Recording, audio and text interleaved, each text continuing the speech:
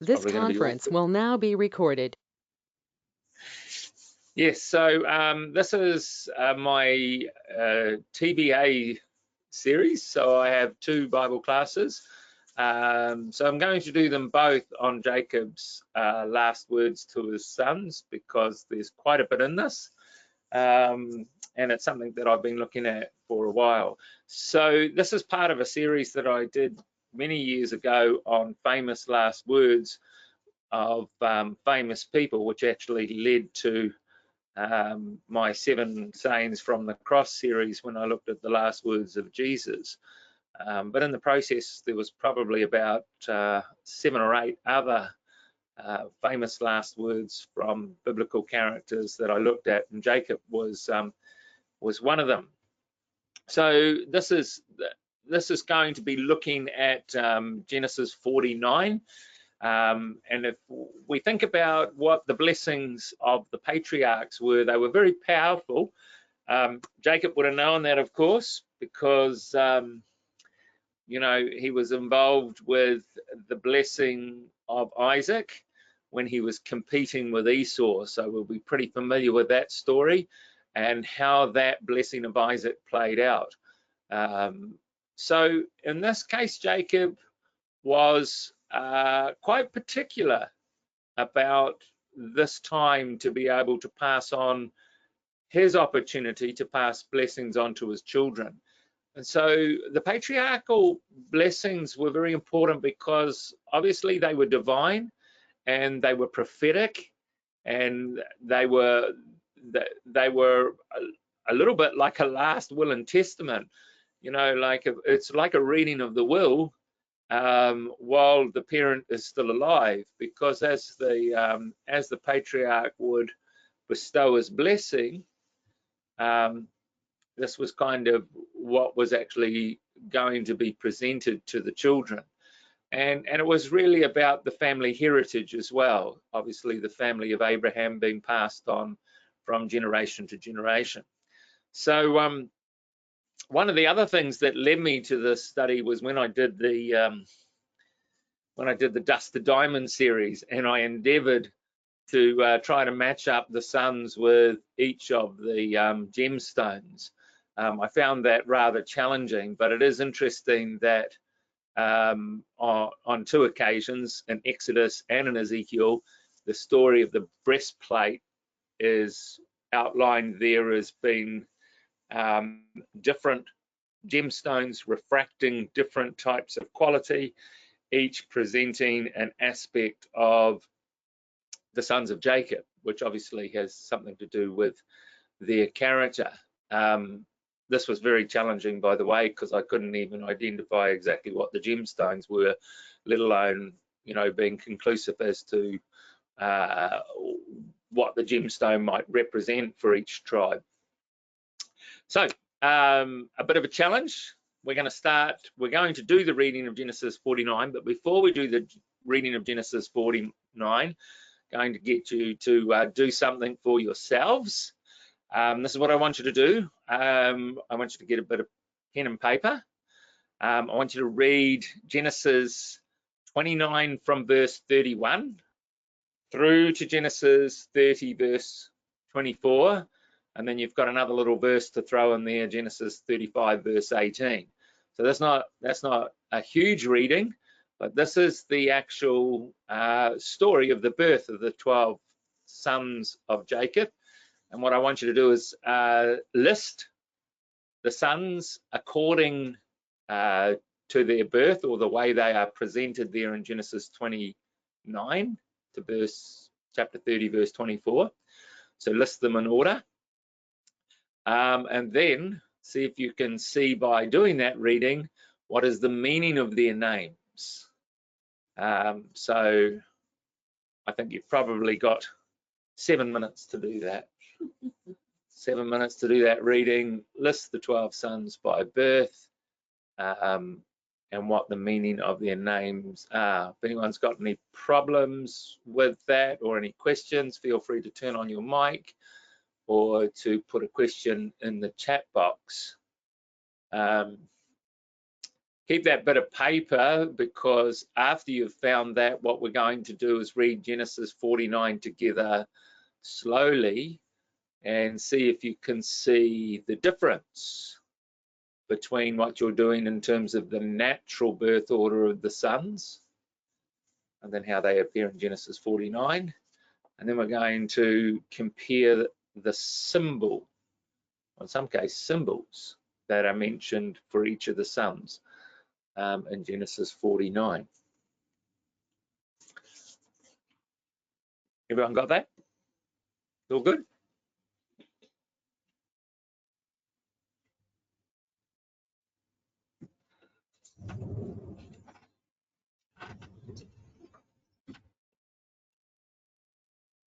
Must be good. No one's talking, so everyone must be doing it.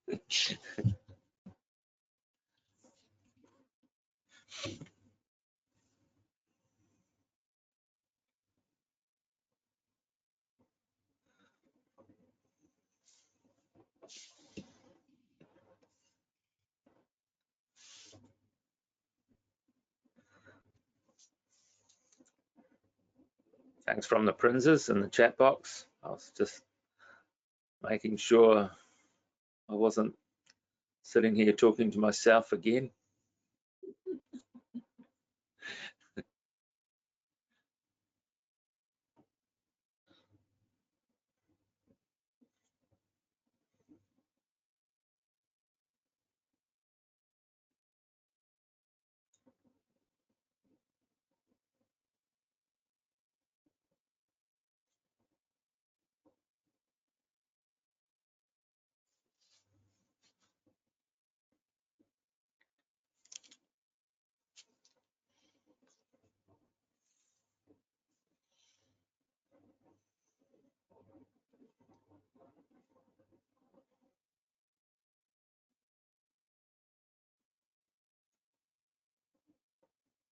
Such a crazy story, this, isn't it? As you read through this competition between Rachel and Leah, and competition as to who's going to have the most children, and naming each child specifically in competition to try to gain favor of Jacob. And then, of course, the competition gets so intense that they start bartering off their handmaids to Jacob in order to have more children. So, quite a crazy story.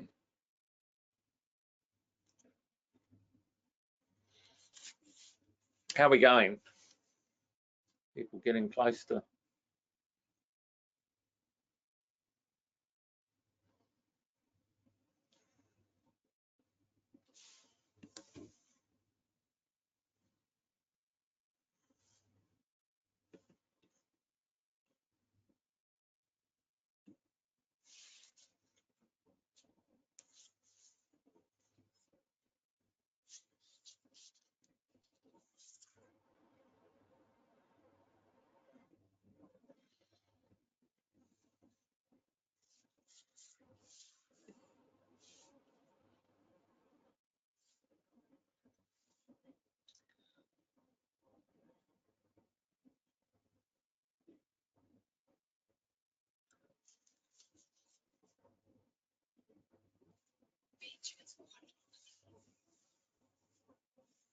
I'll give you 2 more minutes, eh?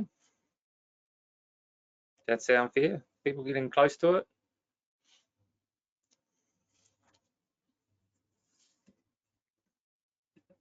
Depends how old and slow you are. What's that? Depends how old and slow you are.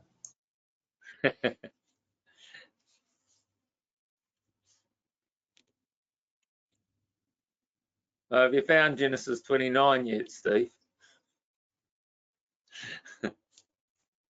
Is that between 28 and 30?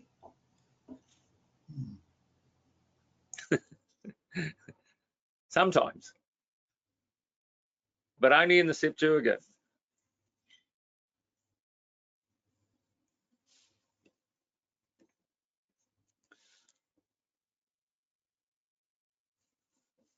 Right, one more minute. For those who have just come on, there is a bit of a challenge on the screen. I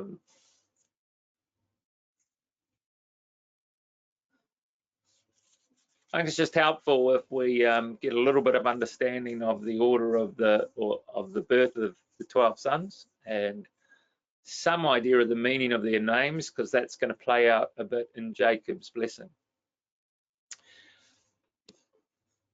All right. Well, let's go on then. So, so as I said, we're going to read. Genesis chapter 49.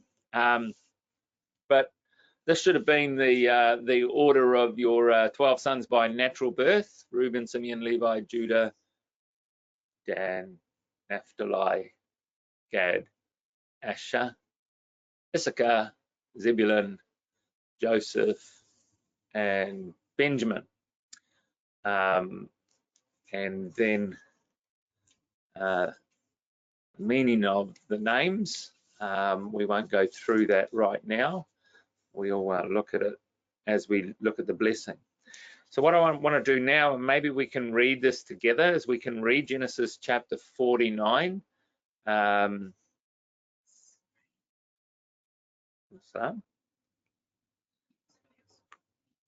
So maybe I could get a volunteer to read Genesis 49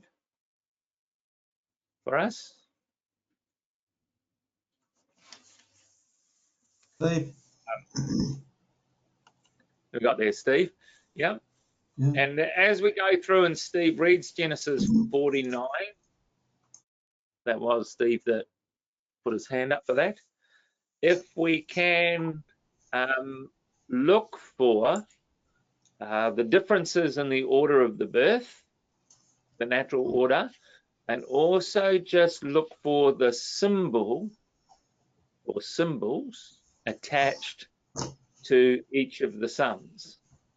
So over to you, Steve. Okay, you want me to do the whole lot? Go on then. Okay, whatever, yep. Okay, Genesis 49. Then Jacob called for his sons and said, "Gather around so I can tell you what will happen to you in the days to come. Assemble and listen, sons of Jacob. Listen to your father Israel. Reuben, you are my firstborn, my might and the first sign of my strength, excelling in honor, excelling in power. Turbulent as the waters, you will no longer excel, for you went up into your father's bed, onto my couch, and defiled it. Simeon and Levi are brothers. Their swords are weapons of violence. Let me not enter their council, let me not join their assembly, for they have killed men in their anger and hamstrung oxen as they pleased. Cursed be their anger so fierce, and their fury so cruel. I will scatter them in Jacob and disperse them in Israel. Judah, your brothers will praise you. Your hand will be on the neck of your enemies. Your father's sons will bow down to you. You are a lion's cub, O Judah. You return from the prey, my son. Like a lion he crouches and lies down, like a lioness. Who dares to rouse him? The scepter will not depart from Judah, nor the ruler's staff from between his feet, until he comes to whom it belongs, and the obedience of the nations is his. He will tether his donkey to a vine, his colt to the choicest branch. He will wash his garments in wine, his robes in the blood of grapes. His eyes will be darker than wine, his teeth whiter than milk. Zebulun will live by the seashore and become a haven for ships. His border will extend towards Sidon. Issachar is a raw-boned donkey lying down between two saddlebags. When he sees how good is his resting place and how pleasant is his land, he will bend his shoulder to the burden and submit to forced labour. Dan will provide justice for his people as one of the tribes of Israel. Dan will be a serpent by the roadside, a viper along the path that bites the horse's heels so that its riders tumble backwards. I look for your deliverance, O Lord. Gad will be attacked by a band of raiders, but he will attack them at their heels. Asher's food will be rich. He will provide delicacies fit for a king. Naphtali is a doe set free that bears beautiful fawns. Joseph is a fruitful vine near a spring whose branches climb over a wall. With bitterness, archers attacked him. They shot at him with hostility, but his bow remained steady. His strong arms stayed limber because of the hand of the mighty one of Jacob, because of the shepherd, the rock of Israel, because of your father's God who helps you, because of the Almighty who blesses you with blessings of the heavens above, blessings of the deep that lies below, blessings of the breast and the womb. Your father's blessings are greater than the blessings of the ancient mountains, than the bounty of the age-old hills. Let all these rest on the head of Joseph, on the brow of the prince among his brothers. Benjamin is a ravenous wolf. In the morning he devours the prey, in the evening he divides the plunder. All these are the 12 tribes of Israel, and this is what their father said to them when he blessed them, giving each the blessing appropriate to him. Then he gave them these instructions: I am about to be gathered to my people. Bury me with my fathers in the cave in the field of Ephron the Hittite, the cave in the field of Machpelah near Mamre in Canaan, which Abraham bought as a burial place from Ephron the Hittite, along with the field. There Abraham and his wife Sarah were buried. There Isaac and his wife Rebekah were buried, and there I buried Leah. The field and the cave in it were bought from the Hittites. When Jacob had finished giving instructions to his sons, he drew up his feet into the bed, breathed his last, and was gathered to his people. Awesome. Thank you, Steve. Well, hopefully, as you were going through that reading, you were taking note or maybe spotted the difference in the order, and you might have also been looking for the symbols that are used for the sons. So I just thought I'd put up this slide quickly. This is just a breakdown of the sons according to the wives. So of course, there are 6 sons of Leah, 2 sons to Bilhah, 2 sons to Zilpah, and then 2 sons to Rachel.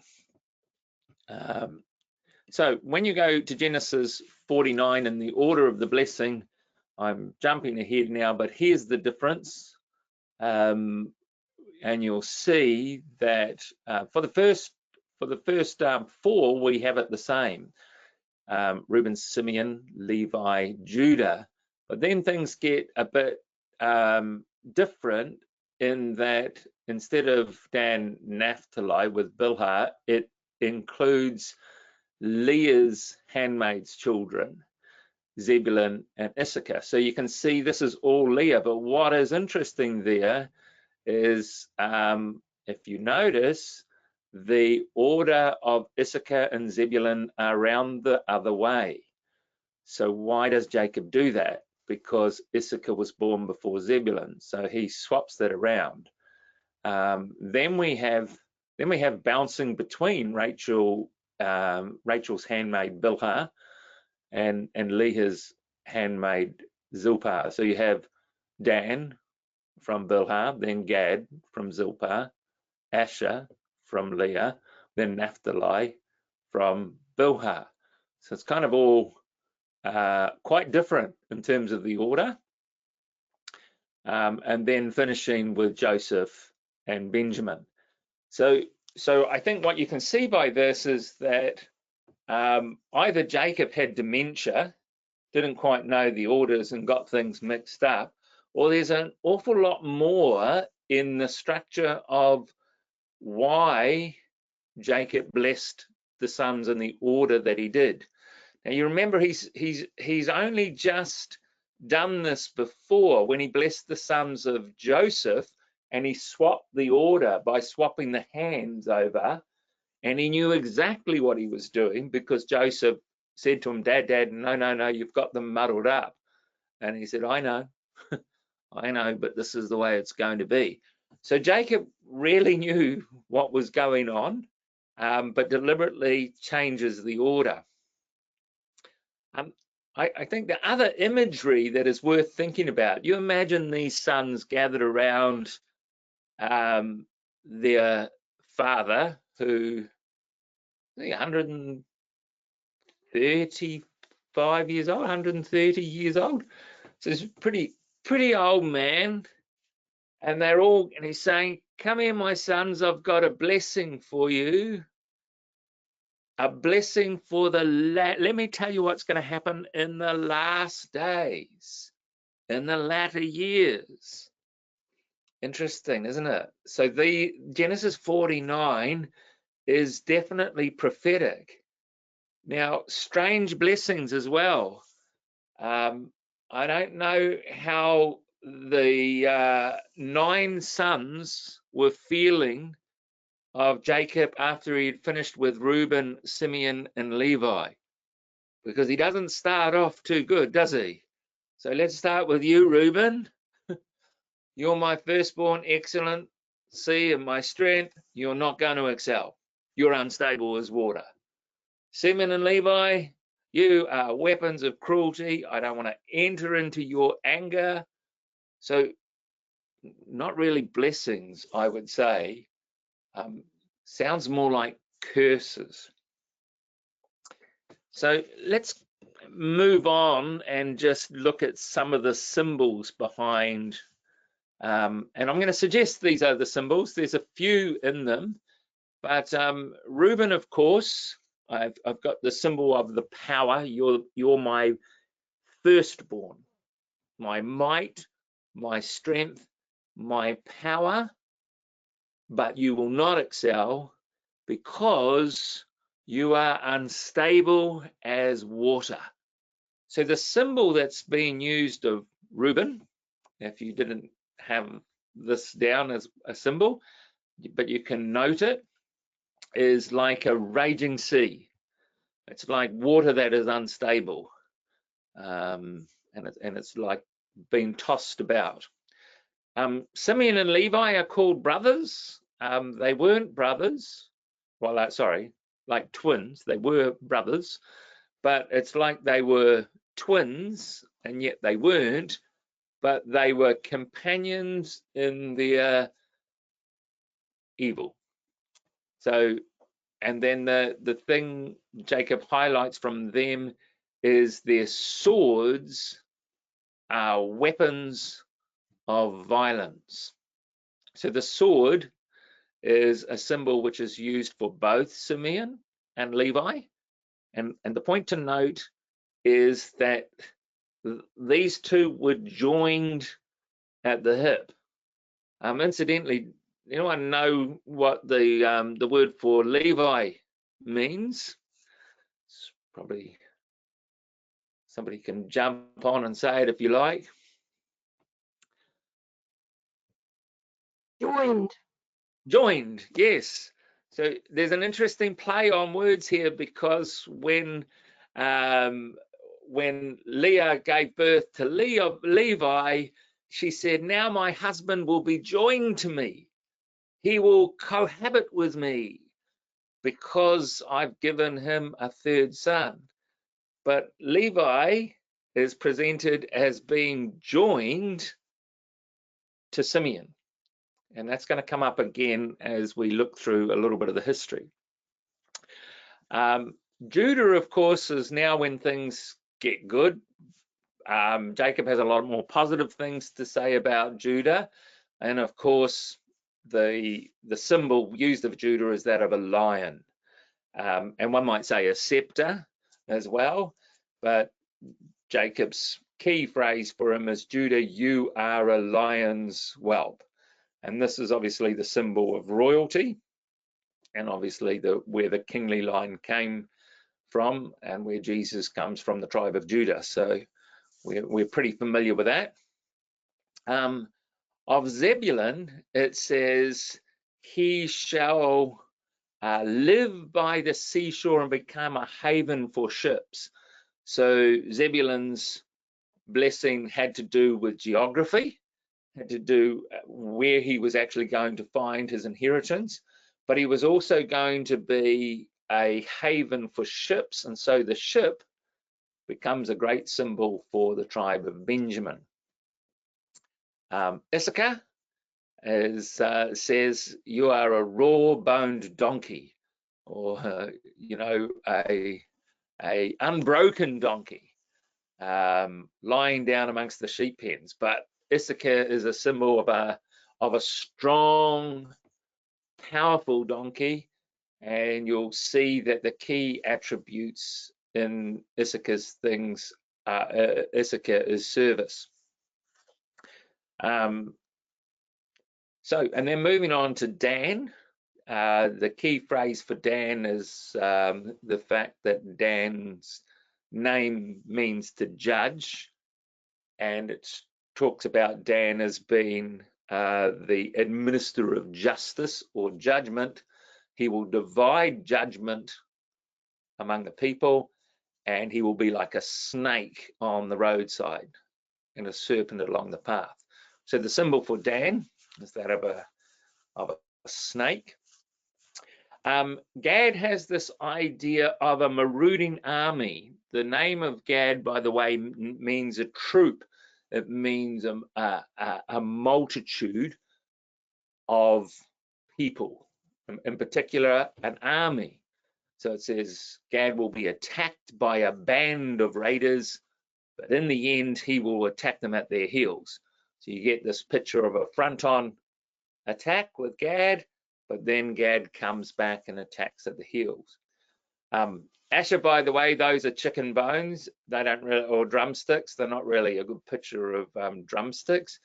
But Asher, it says his food shall be rich, and he shall provide delicacies for the king, or bread for the king. So the two symbol of the crown, he's going to provide for the king an abundance of food. So you get this picture of Asher, of a tribe that's going to have an abundant blessing of, in particular, cereal grain. The idea behind that is bread. Symbol of Naphtali. Naphtali is a hind set free, a doe that is let go and bears beautiful fawns, one might say, or as the authorized version says, goodly words. I wonder whether Naphtali might have been a little bit like Asahel. He might have been a good runner. He might have been pretty swift. And so when Jacob looks at him, he says Naphtali is like a hind set free. Naphtali, by the way, his name means to wrestle or to fight, and it's like, suddenly being set free, getting out of the grasp and bouncing forth in freedom. And then, of course, Joseph, which has the most, between Joseph and Judah, there's the most to say about Joseph and Judah. But the key with Joseph is he's a fruitful vine. So the symbol for Joseph, the main symbol for Joseph, is that he's a fruitful vine by a well to bring forth in abundance. And of course, his name means fruitful. He's a big blessing. What's that? He has a big blessing. Yeah, he has a big blessing. Along with Judah, lots to say about Judah and about Joseph. So Joseph has a very big blessing. And then finally is Benjamin. which is described as a ravening wolf. An interesting description of Benjamin. So within those symbols there that you can see is a little bit of the character that is within these sons.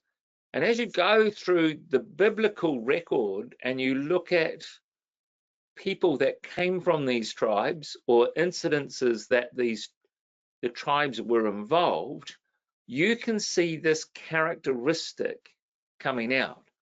So you can see, for instance, Reuben, you might talk about ambition. He had power, he had might, but he had ambition that was uncontrolled because he went up to his father's bed, he defiled and disgraced himself, and because of that, he becomes a man which is seen as totally unstable, not fit to rule the family. Simeon and Levi, you can see two people who are very, very zealous, pretty easily angered, and they're very fiery, and they're not afraid to use the sword. Judah in the end becomes the wise ruler. He becomes the king. He becomes the one that takes the natural leadership role over the brethren. Zebulun, you can see somebody who is peaceful. He might be a trader, somebody who's by the sea, but you get this, different aspect of a haven for the ships. So you might see him perhaps as someone who likes to entertain because he provides a haven for mariners coming and going. Issachar, service. You can see the symbol of service. Dan, judgment. You can see this decisive black and white judgment that Dan enacts like a serpent. Gad, interesting, has something to do with gathering a lot of people together and fighting in a company. Obviously Asher had it good, lived good. Naphtali is obviously a carefree spirit, running free, goodly words. And then Joseph, of course, is beautiful in the sense that when you go through Joseph, he's the one that's truly self-sacrificing for his brothers. And the symbol of love and care come out of Joseph, and in total contrast to Benjamin, who you would see similar to Simeon and Levi, but there's a certain destructive nature in Benjamin, whereas you might say Simeon and Levi have to do with revenge or retaliation or judgment in that sense, whereas Benjamin is the description of a ravenous wolf. You can kind of think about how that might play out in his character. So what we want to do is just in the next 20 minutes, just run through and show how these symbols outplayed in certain people or in the tribes. And the next week, we want to see how there is a real future application or how this played out for the nation of Israel as a whole, and what future application there might be in line with Jacob's introduction, saying, let me tell you what's going to happen in the latter days. So let's quickly look at this symbol of Reuben and the symbol of the raging sea. So in Judges chapter 16,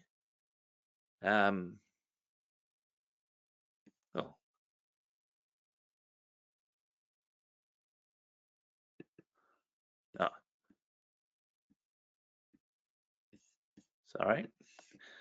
In Judges chapter 16, and I can't find the verse.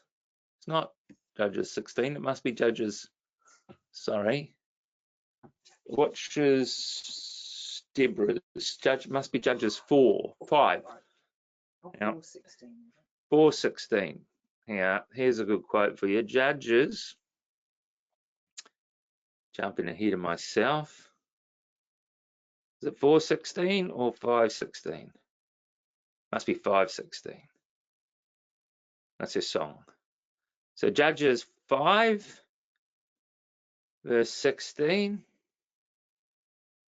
or verse 14, 15, sorry. Judges 5, verse 15. The princes of Issachar were with Deborah, even Issachar and Barak, and he set on foot into the valley, for the divisions of Reuben were great thoughts of heart. Why did you abide among the sheepfolds to hear the bleating of the flocks? For the divisions of Reuben, there were great searching of heart. Now that's what my authorized version says. Well, I don't know if you've got another translation. I shall go to, oops. What's the ESV, Catherine? What's that? Judges 5. I'll go to the Message.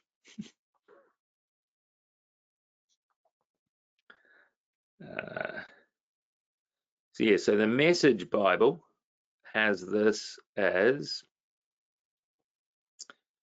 Issachar's princes rallied to Deborah. Issachar stood fast with Barak, backing him up in the field of battle.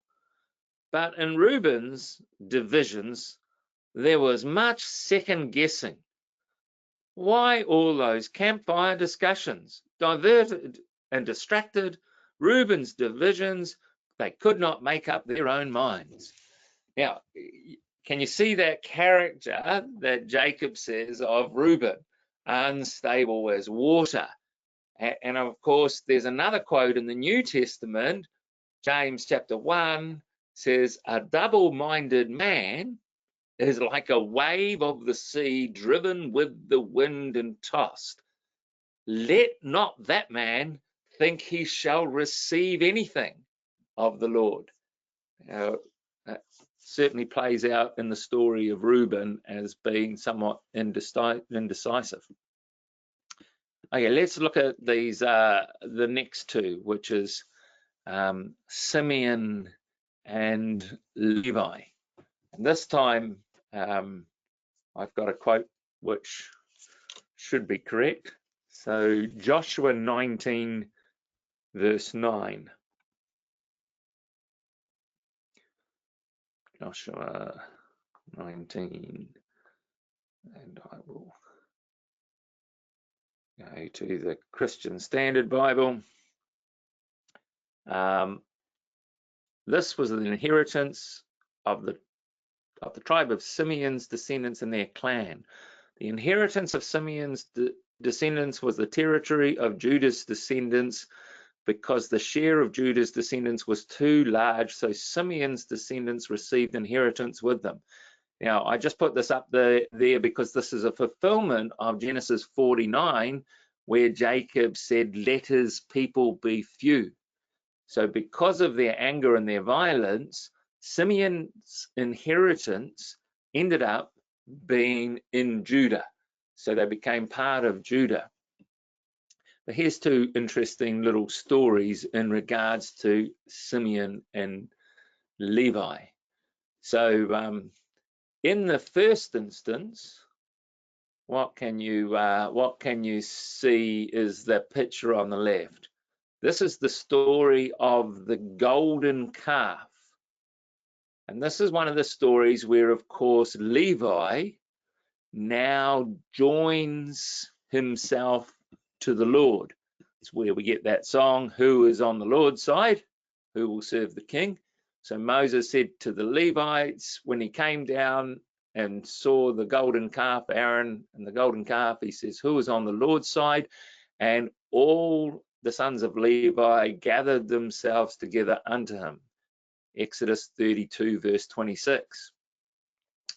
And then Moses said to them, thus saith the Lord, put every man his sword on his side and go in and out of the gate to gate throughout the camp and kill or slay every man his brother and every man his companion and every man his neighbor.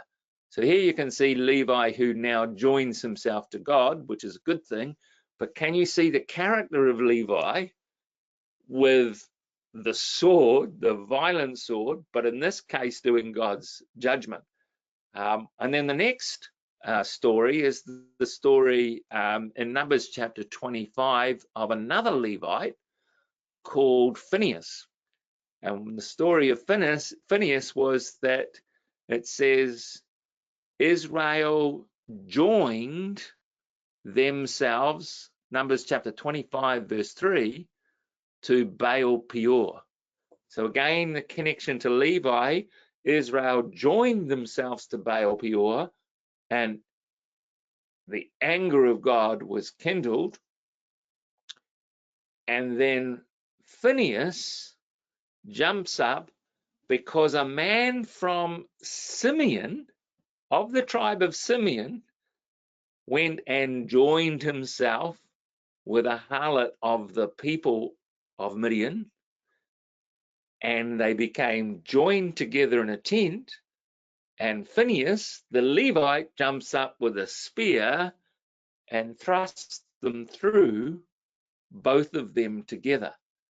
Here you see Simeon and Levi again playing out an incredible role in the story of Numbers.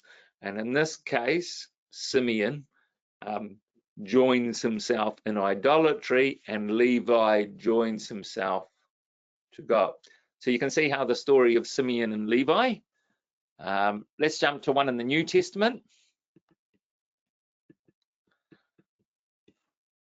You might identify this story.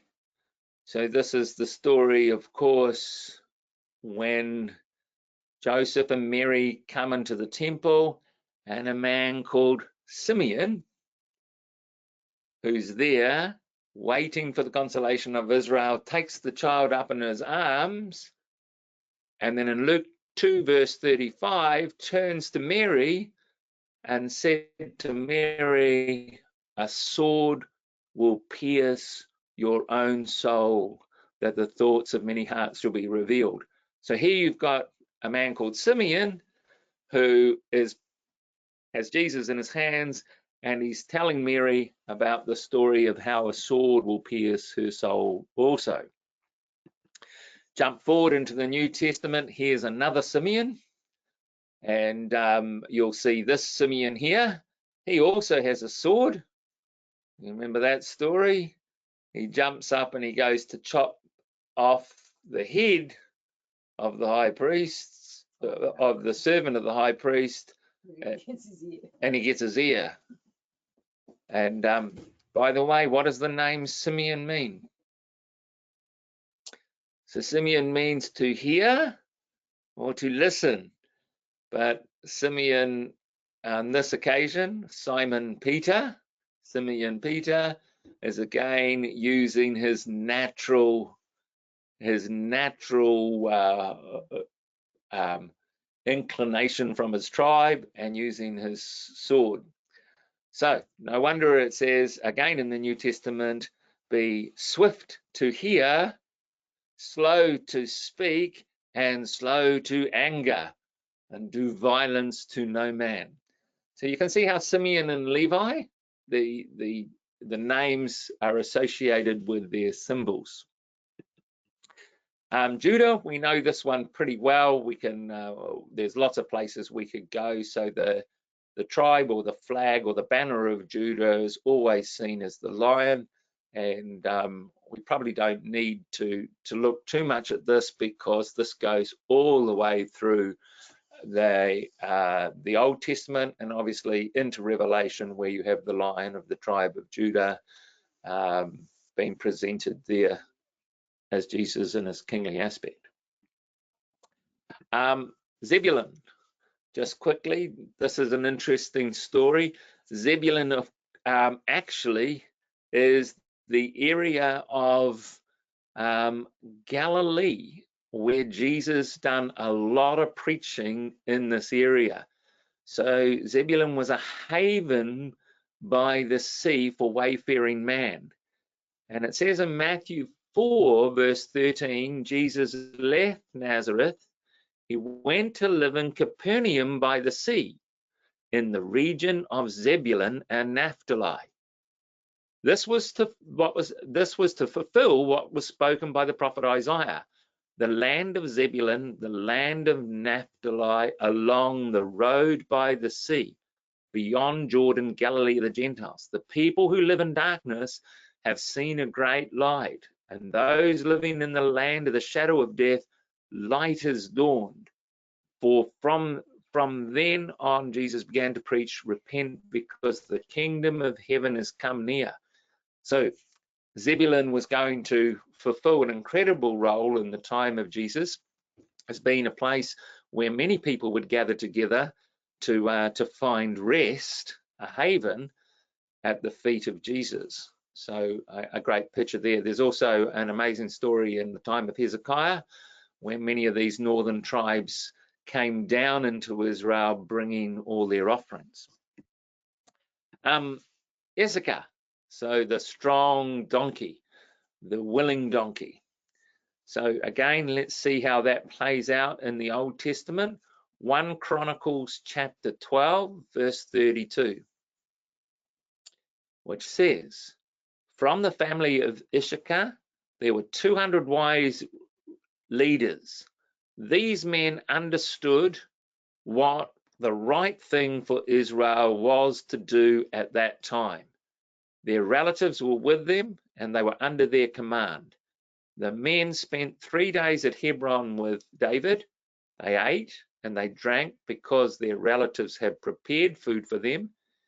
Also, their neighbors from the area of the tribes of Issachar and Zebulun and Naphtali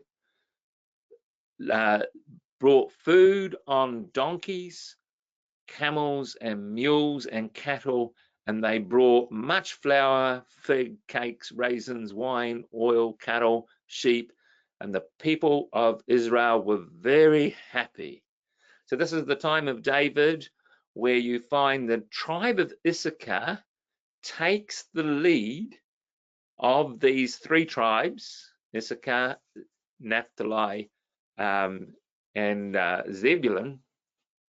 So they are the lead tribe that says and gathers them all together to bring to David this enormous present. So they acknowledge David as king, and they brought this huge present laden upon donkeys.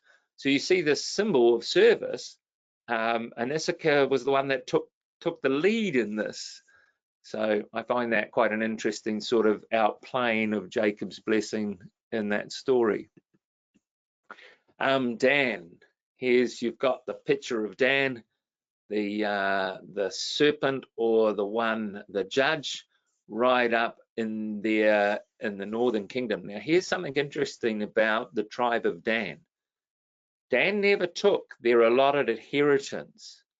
Instead, they went way up north and they attacked a essentially peaceful people, but they were lazy people. They weren't fighting men, and so they took the area of Barnias in the northern area, which became known as the area of Caesarea Philippi.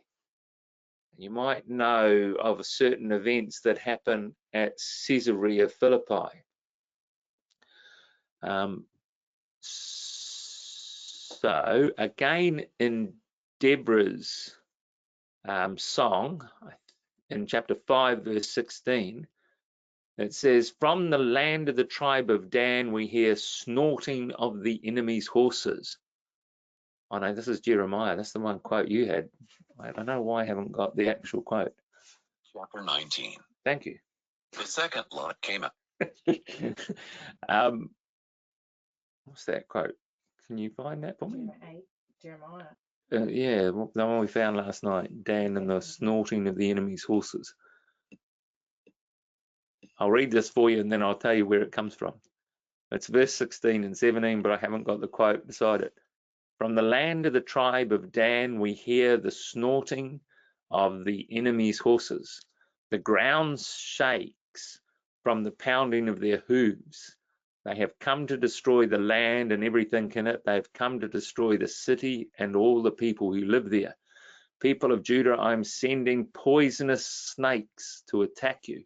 These snakes cannot be controlled. They will bite you. This message is from the Lord. Jeremiah. So that's Jeremiah 8, verse 16 and 17. So isn't that an incredible connection to Genesis 49? Here you've got the sound of the horses, the enemy's horses, and then the people to the land of the tribe of the people of Dan. And then you've got these poisonous snakes that cannot be controlled, which is very much the blessing of Dan. One of the things with the area where Dan is situated, it was an area where in the area of Banias, where they had a massive temple to the pagan god of Pan. By the way, that's where you get Peter Pan from. Comes from the same background of the pagan god of Pan, and the pan flute is one of the symbols of the god of Pan. But it was in that pagan area where they offered sacrifices unto the god Pan that Peter said to Jesus, "Thou art the Christ, the Son of the living God." And Caesarea was built on the old site of the city of Dan. Gad. So here's an interesting one for Gad, an amazing quote. So Gad, of course, his name means a troop. It means a people or a multitude. But Gad is also one of the Syrian gods. So the children of Israel knew about this because a lot of the tribal names have Gad in them. And the Syrian god of Gad was of fortune or of good luck. So Isaiah 65 says this,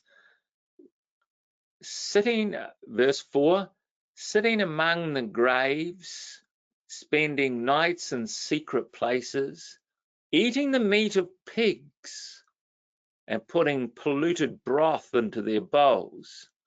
Ye are they that forsake the Lord, that forget my holy mountain, and prepare a table for that troop. The Hebrew word is Gad. The same occurrence as in Genesis chapter 30, verse 11, when Leah named Gad. And furnish drink offerings unto that numberer. The Hebrew word is Mini, the god of destiny. So in 1 Chronicles 12, verse 8, it says they were men of might. The men of Gad were men of might. They were men of war fit for the battle, that could handle shield and bucklers, whose faces were like lion, and they were swift as roes upon the mountains. Now, isn't this interesting to the story, by the way, when Jesus comes to the area of the Gadarenes? So he comes into the tribe of Gad, into the Gadarenes, and he finds there a man who says, we are many. He's a legion, a troop. That's the name of what Gad means. And it's an area where there was a lot of pigs. And of course, the story of the healing of Legion, demons went into the pigs, they ran over the cliff and died. So Isaiah 65, sitting amongst the graves, spending nights in secret places, eating the meat of pigs and putting out polluted broth in their bowls.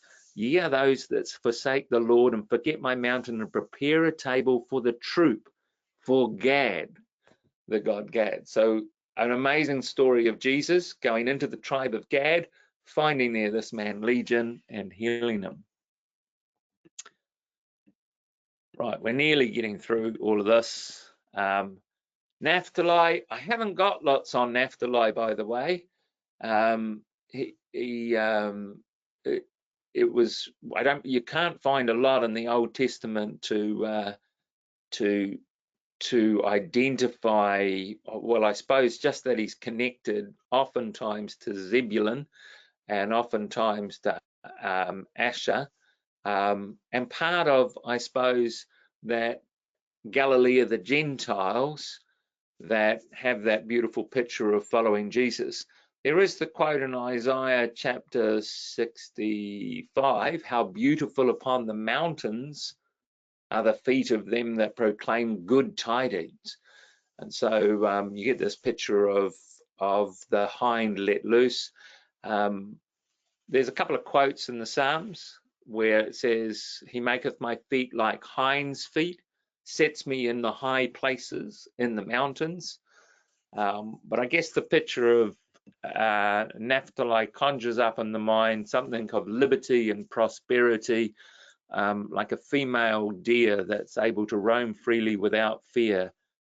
So, as I say, haven't got too much on that, still looking. If anyone's got good connections into the history of Naphtali with the blessing, that would be good. And Joseph, we will postpone Joseph for next week. So there's Joseph on the screen there, because there's a lot on that.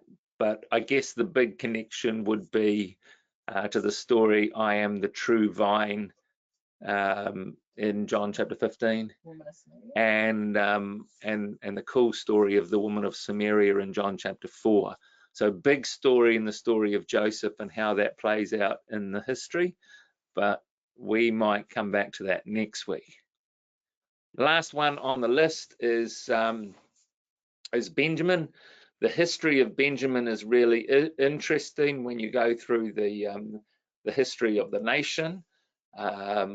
There's some horrific times with the tribe of Benjamin as you go through the Judges, and some of those stories where you see Benjamin ravening like a wolf at the end of Judges, and Judges chapter 20 and 21, you will see exactly how that outplays in the nation. But of course, you also see a very powerful Benjamite in the story of Saul of Tarsus, who in his first introduction, it says that he was of the tribe of Benjamin, and he was breathing out threatenings and cursing and going into the disciples' houses, house by house, to take them out for judgment. So he plays a great role in the tribe of Benjamin. So we've run out our time. That was a quick takedown, and I suppose in terms of the characters of these tribes and how some of these things play out in the nation's history. And next week, hopefully, we'll pick up and we'll look at trying to put them all together as a collage of the nation's history, but also something quite interesting in terms of lessons for us.